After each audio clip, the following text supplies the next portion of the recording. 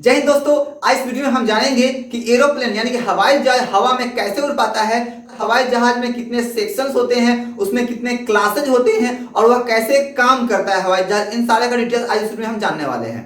चलिए सबसे पहले बात करते हैं हम एरोप्लेन के फोर्स के बारे में। एरोप्लेन में टोटल 4 प्रकार के फोर्स लगते हैं, लिफ्ट, ड्रैग, वेट और थ्रस्ट। ये 4 प्रकार के फोर्सेज हैं जिसके कारण एरोप्लेन हवा में तैर पाता है, हवा में उड़ पाता है। लिफ्ट की बात करते हैं। लिफ्ट एक ऐसा फोर्स है जो एरोप्लेन को नीचे से ऊपर की ओर आसमान में उठाने में मदद करता है।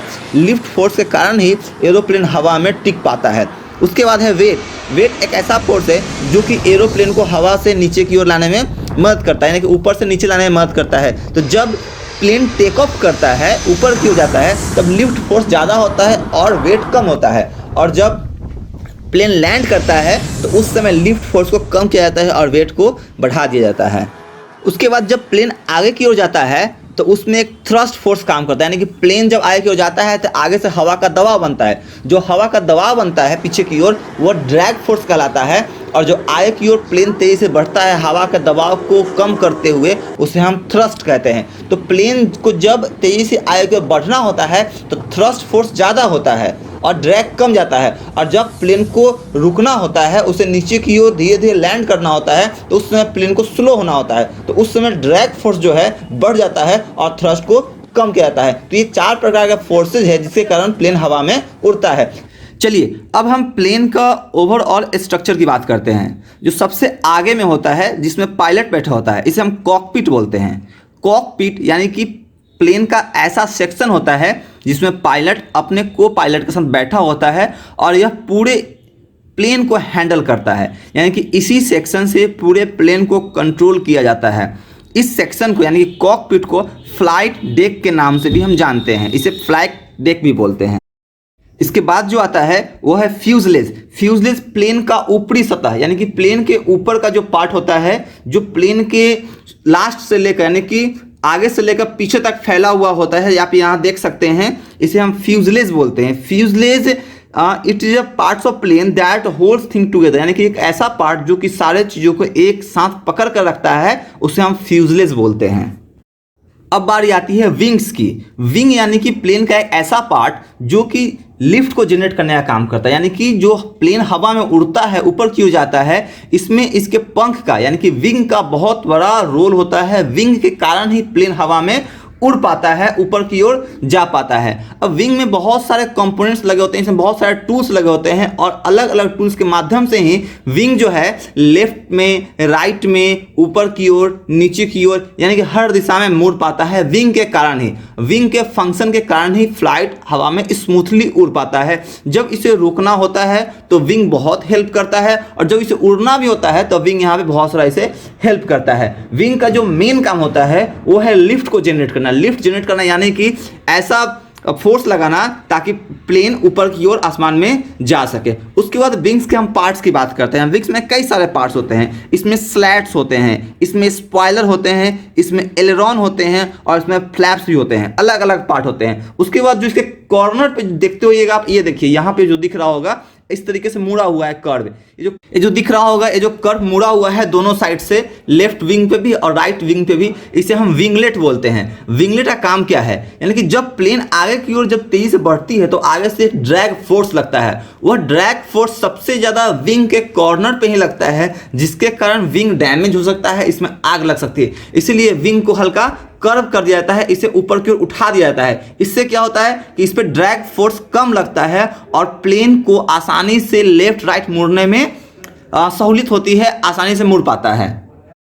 इसके बाद स्लैट की बारी आती है। अब स्लैट का काम क्या है? स्लैट विंग के आगे वाले भाग में लगा होता है। यहाँ पे आप देख सकते हैं, यहाँ पे दिख रहा होगा, ये जो दिख रहा है यह स्लैट है। यह विंग के आगे भाग में लगा होता है और यह प्लेन को ऊपर की ओर ले जाने में और साथ ही साथ नीचे की ओर यानी कि धीरे धीरे लैंड करने में यह मदद करता है। स्लैट का मेन काम क्या है कि प्लेन को ऊपर की ओर उठाना और धीरे धीरे इसको फिर से लैंड करवाना, यह स्लैट का काम है।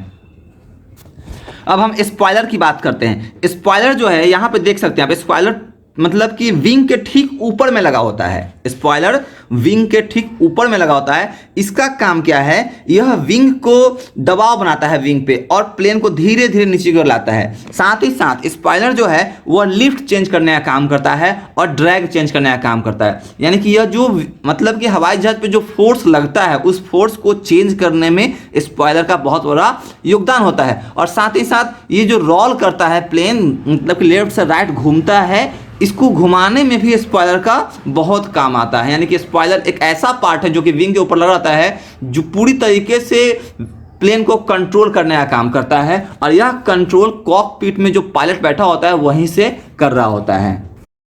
अब बात करते हैं हम एलेरॉन का।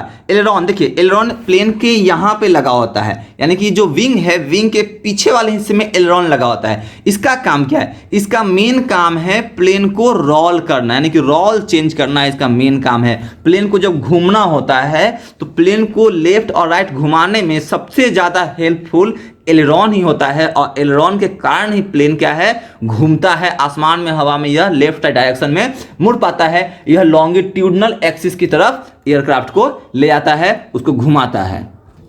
उसके बाद आता है फ्लैप। अब फ्लैप्स का काम क्या है, फ्लैप्स का मेन काम क्या है, लिफ्ट को इंक्रीज करना और ड्रैग को इंक्रीज करना है। यह दो काम करता है, एक ड्रैग को इंक्रीज करता है, लिफ्ट को इंक्रीज करता है, साथ ही साथ ड्रैग को डिक्रीज भी करता है और लिफ्ट को डिक्रीज भी करता है। तो यह फ्लैप है, ये क्या है ना, एलेरॉन के ठीक बगल में विंग के पीछे वाले भाग में ही लगा होता है। ये आप यहाँ पे देख सकते हैं। तो ये था विंग का पार्ट, यानी कि प्लेन के बीच का पार्ट जिससे प्लेन को कंट्रोल किया जाता है। अब हम बात करते हैं प्लेन के पीछे के पार्ट के बारे में। प्लेन के पीछे में दो स्टेबलाइजर्स लगे होते हैं, एक वर्टिकल स्टेबलाइजर होता है और एक हॉरिजॉन्टल स्टेबलाइजर होता है। वर्टिकल स्टेबलाइजर ऊपर से नीचे की ओर होता है, यानी कि ये ऊपर में खड़ा होता है और इसके ठीक पीछे एक रडर लगा होता है। रडर का काम क्या है, यह लेफ्ट और राइट की तरफ मुड़ता है, यानी कि विंग जो भी प्रोड्यूस करता है एनर्जी, विंग जो भी एनर्जी प्रोड्यूस करता है उस एनर्जी को सही दिशा में ले जाने में इसका काम होता है। यानी कि यह प्लेन को लेफ्ट मोड़ने में, राइट मोड़ने में बहुत हेल्पफुल होता है और इसे कंट्रोल कॉकपिट में बैठकर ही किया जाता है। साथ ही साथ जो हॉरिजॉन्टल स्टेबलाइजर होते हैं यह लेफ्ट से राइट की तरफ फैले होते हैं और इसमें जो एलिवेटर लगा होता है, इसमें दो एलिवेटर लगा होता है दोनों साइड में। इस एलिवेटर का काम क्या है, तो जैसे रडर लगा होता है वर्टिकल स्टेबलाइजर में, उसी प्रकार से एलिवेटर होता है। दोनों सेम चीज है, चूंकि दोनों का पोजीशन अलग अलग इसलिए नाम अलग अलग है।